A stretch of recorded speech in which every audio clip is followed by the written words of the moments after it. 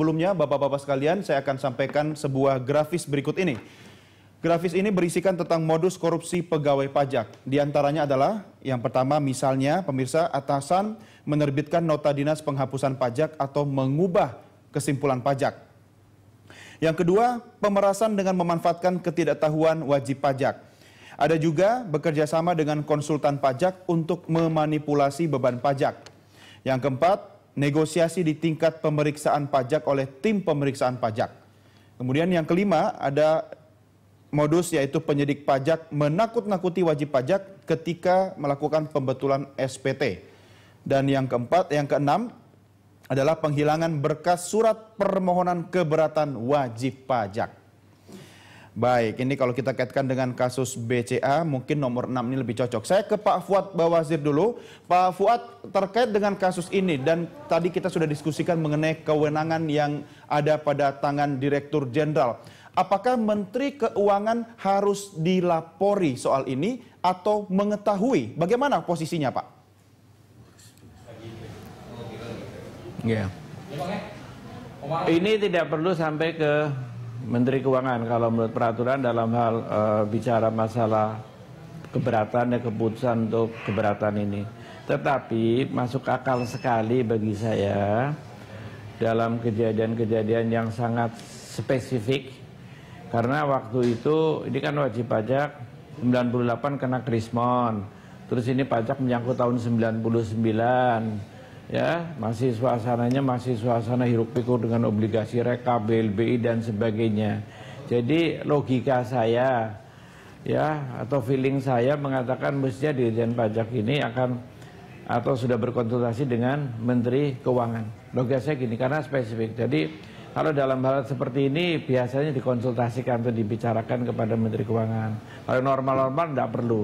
Kalau dikonsultasikan Pak Fuad, apakah otomatis Menteri Keuangan harus bertanggung jawab, Pak? Ya secara hukum barangkali tidak, tapi secara moral, tapi itu kan itu kita belum tahu Pak betul dikonsultasikan atau tidak, sekurang-kurangnya secara moral.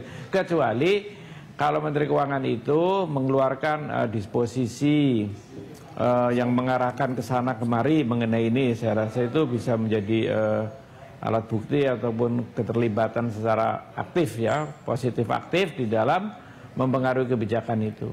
Ya. Tapi kalau tidak ya mungkin hanya ngomong ini gini-gini terus diarahkan dia sudah begini-gini, kita wallahualam. Itu yang tahu adalah ya para pelakunya sendiri gitu kan. Tapi dalam hal spesifik ini saya kok punya kepercayaan begitu. Kok bisa aja dulu ada kasus apa yang khusus mengenai waktu zaman kolabnya itu Astra misalnya gitu ya. Dulu waktu zamannya ya ada musibah dengan Bank Nusuma itu kan mengkaitkan ke Astra. Itu ada kaitan masalah perpajakan, itu semua saya konsultasikan dengan Pak Menterinya gitu. Kalau ini masalah-masalah yang sudah spesifik. Bisa jadi BCA kategori seperti itu, lihat situasi karena ada bank obligasi rekap 60 triliun, ada BLBI 26,5 triliun dan sebagainya. Jadi kemungkinan itu patut untuk diterasir gitu. Baik, Pak Fuad, satu pertanyaan terakhir Pak sebelum kita mengakhiri diskusi kita. Pak Fuad, orang sangat percaya bahwa orang bijak taat pajak. Seharusnya orang pajak lebih bijak dan taat pajak.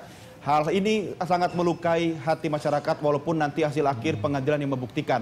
Bagaimana agar tidak terulang lagi Pak? Bapak sudah lama menjadi Dirjen Pajak. Kasus-kasus seperti ini ke depannya seperti apa? Ya.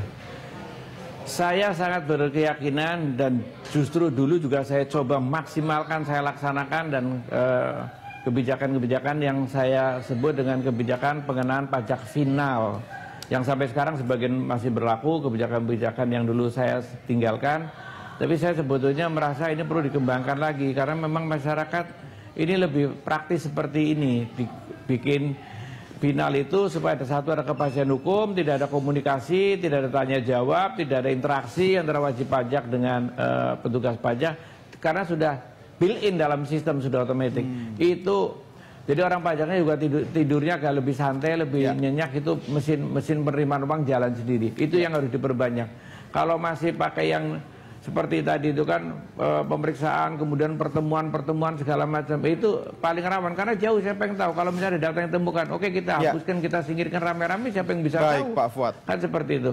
Jadi pengenaan pajak yang sangat sederhana, yang sangat otomatis, yang sangat memberikan kepastian hukum, yang disebut dengan final itu, walaupun itu bukan yang the most ideal one, tetapi itulah yang harus dilaksanakan. Itu ongkosnya juga murah dan aman bagi semuanya. Uang terambil dari tangan wajib pajak ke kas negara, yang bersangkutan juga tidak mengeluh, tidak ribut, tidak menimbulkan skandal macam-macam.